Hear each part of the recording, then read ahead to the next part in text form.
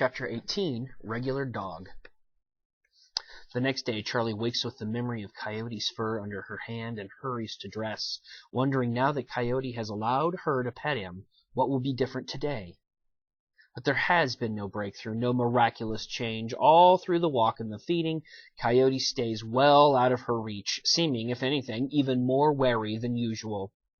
It is Sunday. Sadie, probably chained while the Davises are at church, doesn't swim across the lake.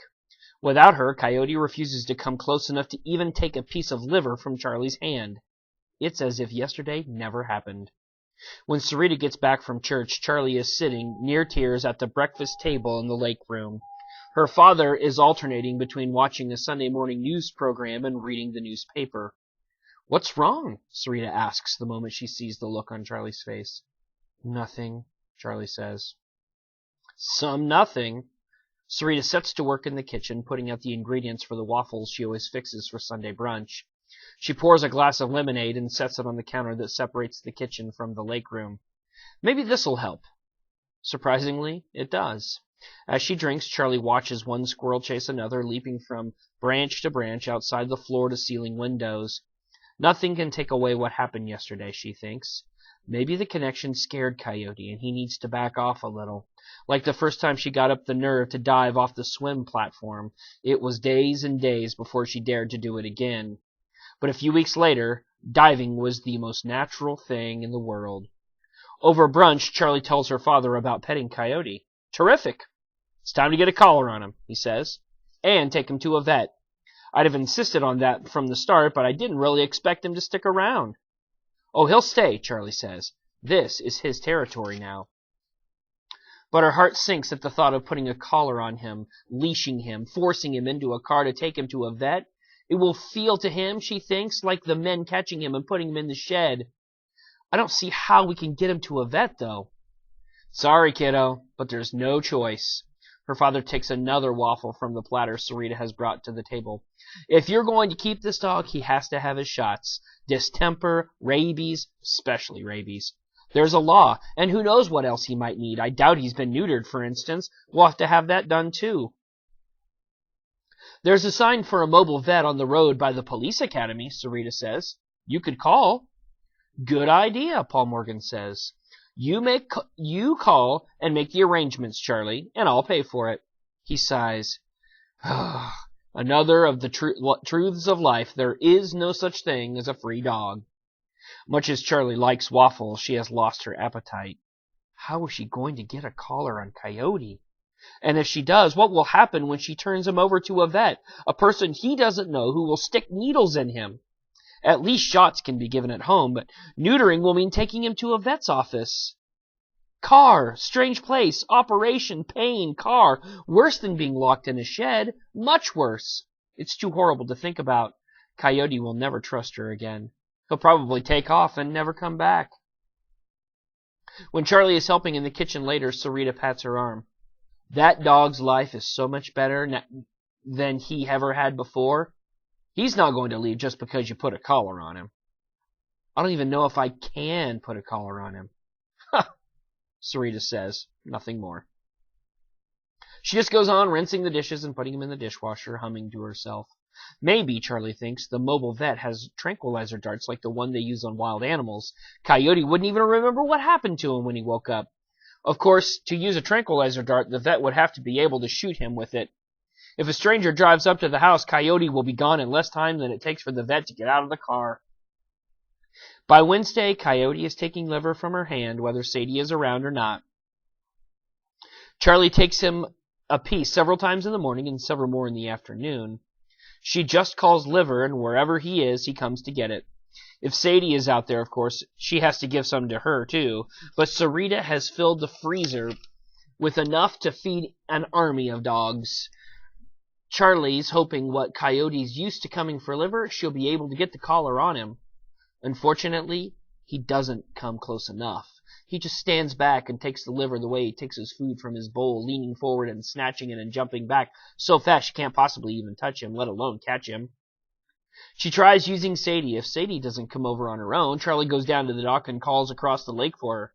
Then, when the dogs are playing, Charlie joins them. Coyote lets her get close enough to pet him. It's clear that he's doing it on purpose. He lets her take burrs off his coat, and she's finally able to pull the snarls and tangles out of his tail. Eventually, he even lets her take hold of the ruff around his neck, exactly what she has to do to put the collar on him. Except when she has the collar, the minute she comes out of the house with the collar in her hand, he scoots away and stays away no matter what. She tries putting the collar in her pocket before she comes out. It makes no difference. If she has the collar, even if Coyote can't see it, he stays away. She can play with Sadie all she wants. He just stands and watches. Then, if she leaves the collar inside, he comes with Sadie and lets Charlie pet him. She can't figure out how he knows when she has it. Sarita says maybe he smells it, so Charlie rubs it all over with liver. It doesn't help. Finally, she enlists Sarita. You be ready with the collar in the house, and when I'm close enough to get hold of him, bring it out to me. Even that doesn't work. Charlie might as well have been waving it around in the air and telling him she's going to put it on him. He refuses to come near her. She decides that the dog is reading her mind. It's the only explanation that makes sense.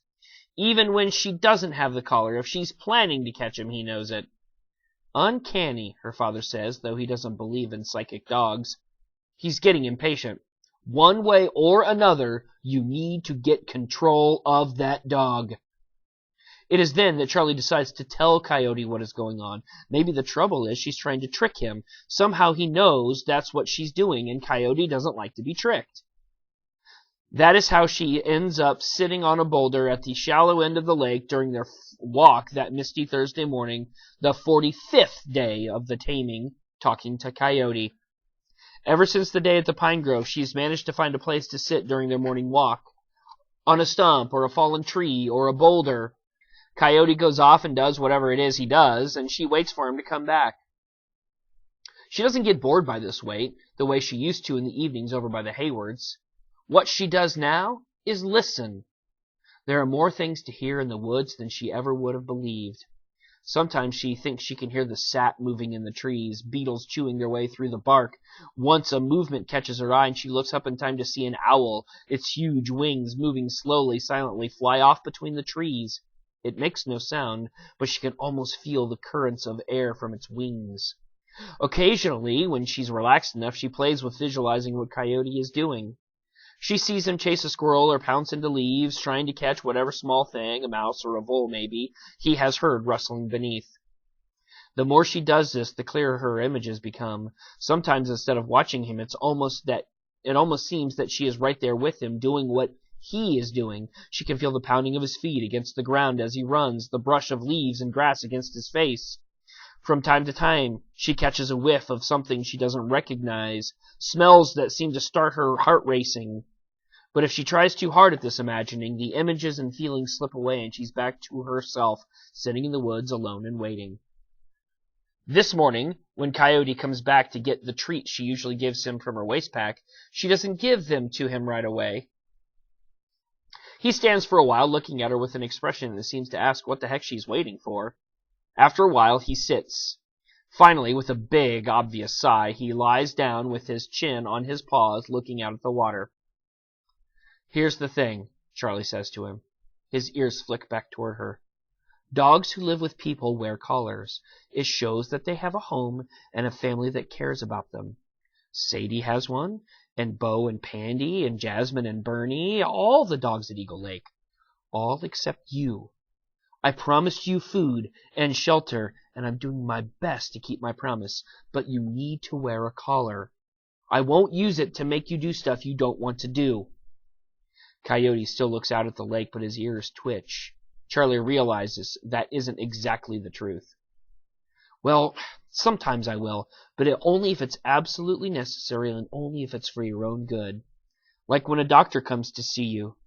There's a law and there's nothing I can do about it. You need a shot, a couple of shots, to keep you from getting sick. And there are some other things we need to do if you're going to be safe and healthy and live with us the way other dogs live with people.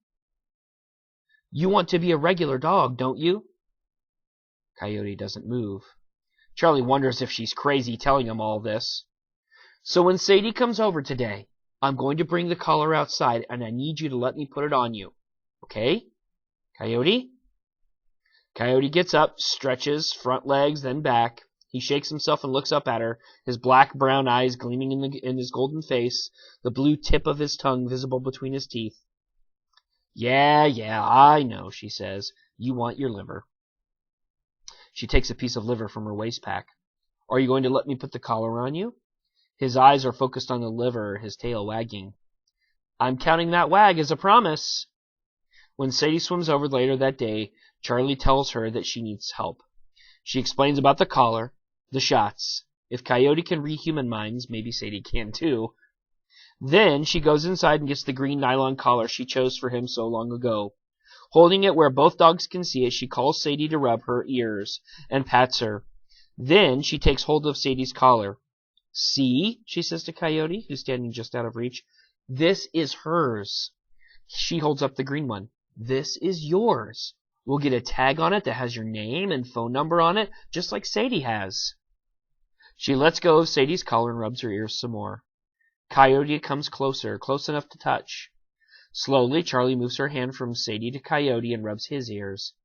Then she takes a handful of his neck ruff and holds him while she puts the collar around his neck. His ears go back against his head and his tail droops, but he stands still while she buckles it on, making sure she can put 2 fingers between the collar and his neck. Then she lets him go, and he backs away quickly, shaking his head. Figuring it is better to leave him alone to get used to it, Charlie goes inside. Sarita is standing at the dining room window.